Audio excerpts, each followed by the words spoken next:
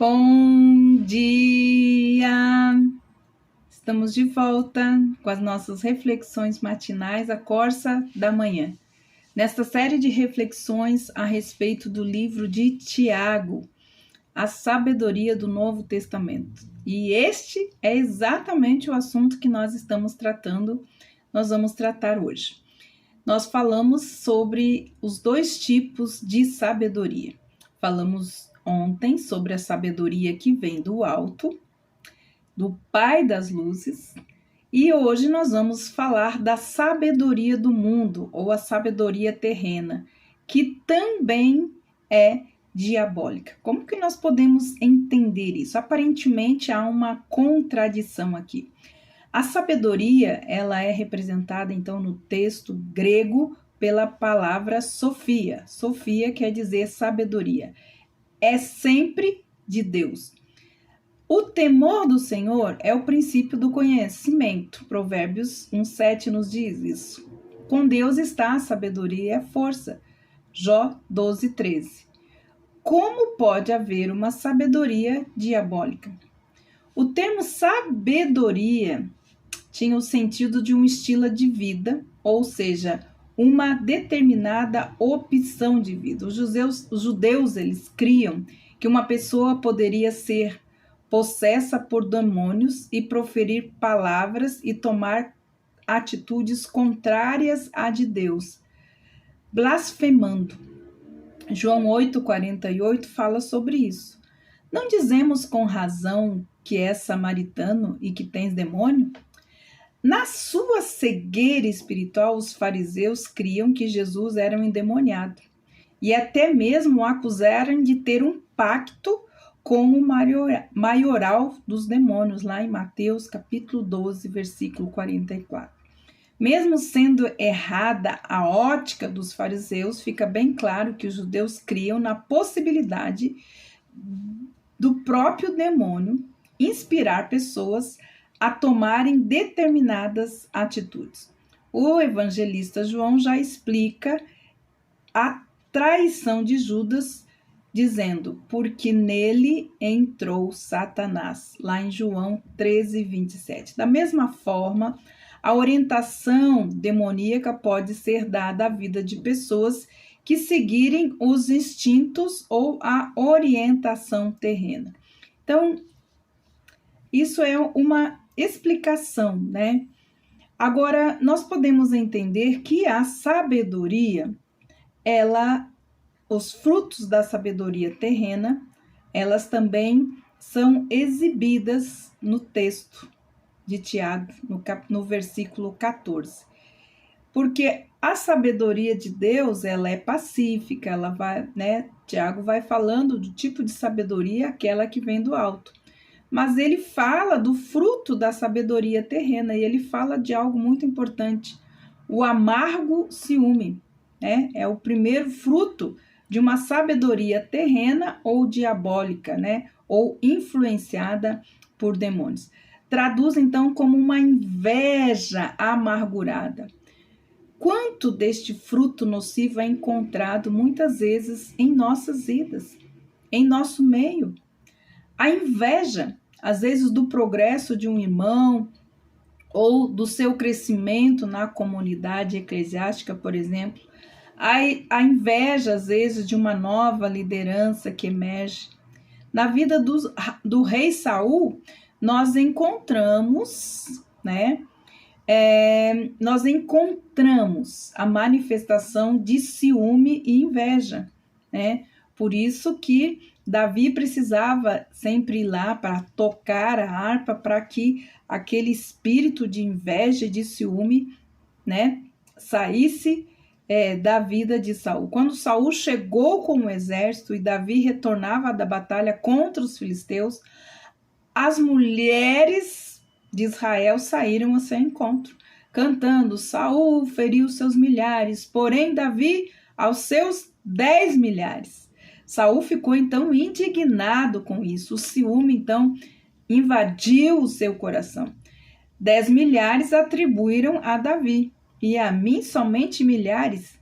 Quer lhe falta senão o reino? A partir de então, Saul passou a ver Davi com outros olhos, como nós vimos então lá em 1 Samuel, capítulo 18, versículos de 6 a 9. Então a história, porém, não cessa aqui. A inveja, esse espírito de inveja, de ciúme de Saul foi nutrida e ela terminou então com algo trágico, com consequências desastrosas. Então, o autor bíblico, ao narrar o episódio, ele acrescentou imediatamente este evento sucedido no dia seguinte, que fala no versículo 10. No dia seguinte, o espírito maligno da parte de Deus se apoderou de Saul, tinha na mão uma lança e tentou então matar Davi. A sequência é impressionante. Do ciúme à raiva, pouco se demorou. Da raiva, ele então tenta, entrando a raiva, depois do ciúme, então o ciúme não tratado leva à raiva. A raiva não tratada leva ao ódio e leva à tentativa então de assassinato. E com tudo isso, o temor saiu, pois temia a Davi, porque o Senhor era com Davi e se tinha retirado dele. Versículo 2. A partir daqui, então, a personalidade de Saul está acentuada, né? De uma acentuada desintegração. Desatinado, né? O primeiro rei irá destruiu a sua própria vida quando alimentou, então, um espírito de ciúme, de inveja e de ódio. Aprendemos com a sua experiência, se formos sensatos nós podemos entender uma coisa: não podemos cultivar em nossos corações um ciúme ou inveja, porque isso pode desintegrar a nossa própria vida, pode trazer então destruição para a nossa própria vida. A maior vítima da inveja, do ciúme, é o próprio invejoso ou o próprio ciumento.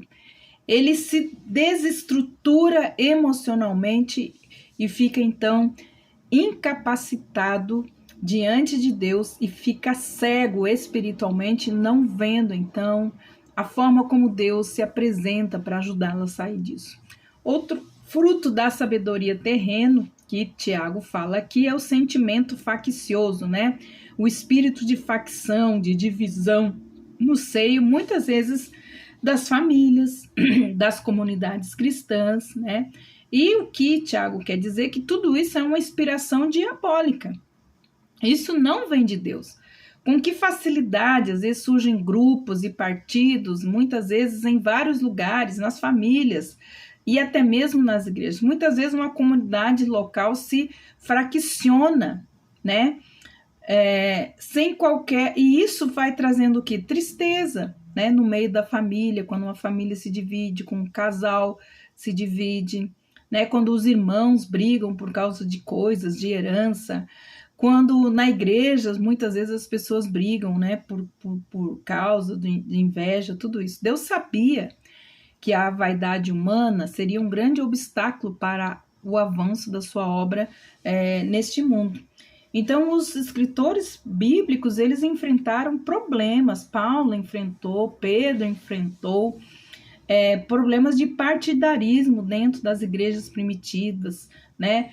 Combateram-nos, deixaram princípios espirituais que não poderiam ser deixados, né? Quando a gente deixa com que esse espírito de partidarismo, de divisão, né? Ele entre, e tudo isso começa dentro do coração humano, principalmente quando nós já vimos, né? Começa com o espírito de ciúme ou inveja. Paulo censurou as divisões na igreja de Corinto. Ele fala lá em 1 Coríntios 1:10 o seguinte: rogo-vos, pois, irmãos, em nome do Senhor Jesus Cristo, que sejais concordes no falar, que concordem no falar, que não haja dissensão entre vós, antes vocês sejam unidos no mesmo pensamento e no mesmo parecer.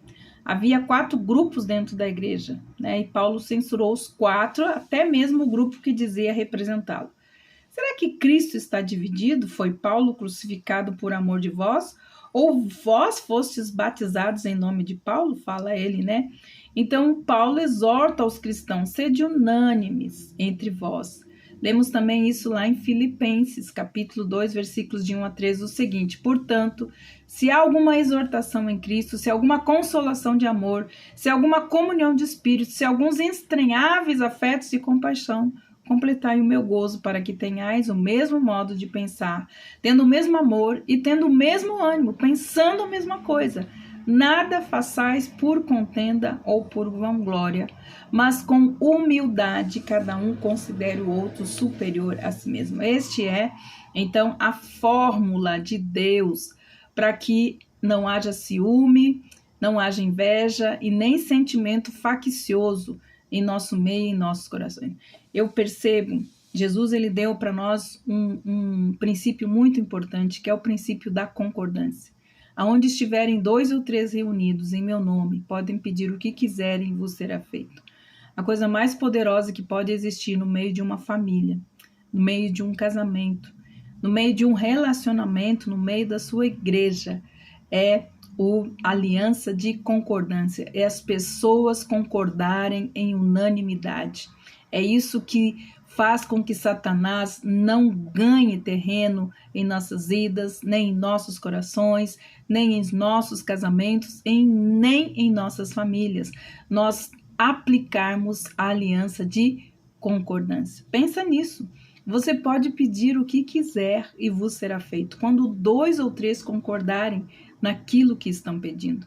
Eu acho que Satanás ele sabe muito bem como é precioso esse tesouro da concordância, né? E como ele faz, como ele traz, então, esses espíritos de inveja, de ciúme, de divisão em nosso meio, trazendo, então, tanta derrota, né? Para tantas famílias, para tantos relacionamentos e também no meio da igreja.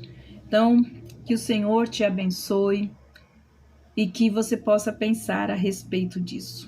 Que o Senhor nos abençoe e até amanhã com as nossas reflexões matinais, a Corsa da Manhã.